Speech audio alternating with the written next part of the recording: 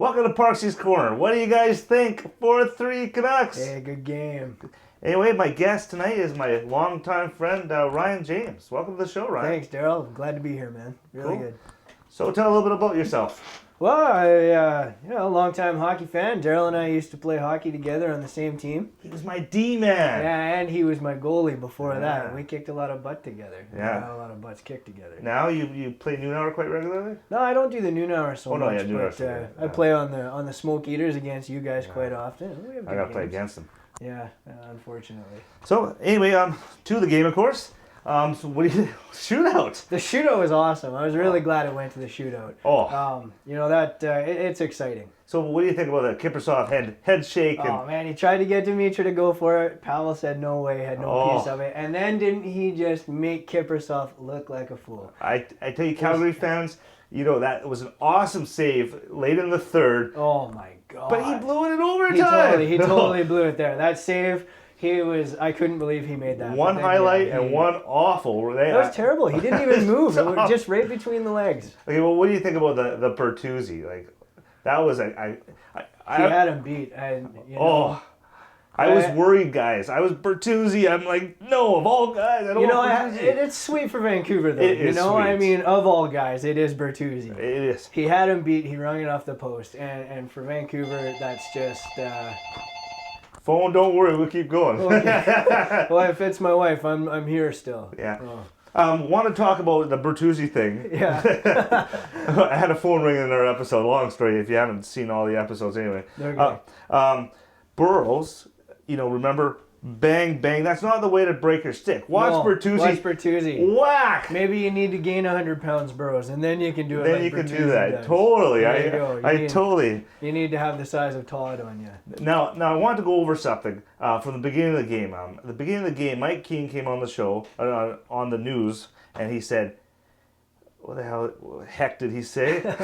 Well, that Willie Mitchell stick. Which he was cheating. That is cheating. Came in front of everybody. Too long a stick. Now, first of all, how is that ever cheating? I don't know. The guy can use as long of a stick as he wants. There are rules, curve. actually. Is there rules about it? I never knew until they told me today. I didn't know that. I thought it only had to do with the curve. Anyways, but anyhow, the good thing is, during warm-up, Yeah. Mitchell comes out with like a 10-foot stick. Yeah, Does a that couple was pretty laps. funny. He did a couple laps. He's a good guy. That shows some personality there. For sure, yeah.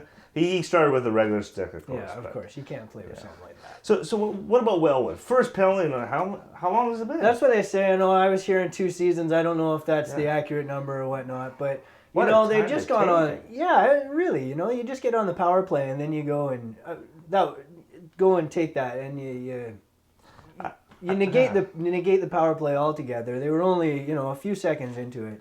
And it really seems like an unnecessary thing to be freezing the puck in your own end like that. While we're on this penalty topic, what do you think about the puck over the glass rule? Oh my God, I tell you, Bieksa coming out there in the third. This penalty is just ridiculous. It's absolutely ridiculous. Here's a guy who gets in behind the net and he's working hard, Daryl. He's got guys chasing him. He was working hard to win that puck. And, it was down on his feet. He's digging hard for it. And all he was trying to do was chip it up off the glass and get it out. And it goes over the glass and they're punished for it. That could have ruined the whole game. That could have been it right there. Just for some stupid rule. I totally... They talk about wanting to speed up the game and how to make things faster. Well, stop giving penalties for ridiculous things. Yeah, that's going to speed up the game. And it ruins a lot of games like back in the day with the old crease rule. Yeah, I'm really glad they got rid of that too. Edmonton, I remember in the playoffs, so many goals called back because of a toe in the crease. It's unnecessary rules like these that end up hurting the game. Yeah. It's not necessary. It's really, really frustrating. I know from being a defenseman that when you've got the puck in your feet and you've got pressure on you, and I mean, Calgary was putting all the pressure on them when they were at the end of the period, and then they came into the third there. And he was just trying to get it out. He's just trying to get it out, And it could have cost us the game. And they were already on the penalty kill. I know. To go into a 2-man advantage because you're just trying to chip the puck out and it goes over the glass. It's ridiculous. It's terrible. It really is. Anyways, obviously Ryan Kesler had another breakout night. Fantastic. I love it. I really was hoping to see him get the tip on the front there. Or at least the shootout goal. Or the shootout. I'd like to see him in there. But, or get that one, yeah. Yeah. So too bad. Now, the one other thing we got to talk about, and it's what about the Horachuk fight? If you want to call it a fight, I mean, really, He just tackles the guy. Yeah, he just pretty much tackled him. That one was over before it started. But the real fight happened 5 minutes after, didn't it? No, there was hardly anything going on. Well, the Bertuzzi one. Oh, the Bertuzzi with Burroughs. Thank God Burroughs got out of there. You almost died, kid. You got to know when to pick your fights. It's a good thing you've got teammates. But you got to give it to him. Oh, you can't be scared of big bullies. You got to get in there. You know what? Burroughs did a heck of a game today. I liked his play. The way he goes in there with so much intensity. He wasn't scared of Bert either. No, he wasn't. He got right in there and he did what he. Luckily, that door was open and Bertuzzi kind of fell. Yeah. If it wasn't for that, if it wasn't for that, then he got to give him a couple shoves there and hold him in place. But otherwise, he might have got pummeled pretty badly. So who do you think?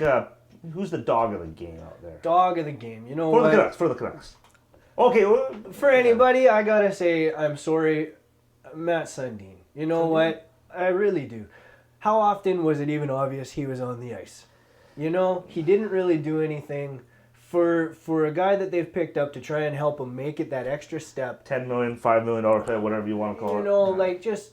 He was almost invisible. And when you did notice that he was there, he really looked like he was laboring to skate. He looked like an old man out there. He really just didn't have anything to bring that makes him worth it. I mean, he's a big guy. He's not hitting like the other guys are hitting. I mean, he's 36, 38. Yeah, he's up there in his years for a hockey player anyway. And I mean, he's got talent. But he really, tonight he didn't show it. I'm sorry, but I would say that he wasn't earning his wage tonight. So what about the stud of the game for the Canucks? What do you think?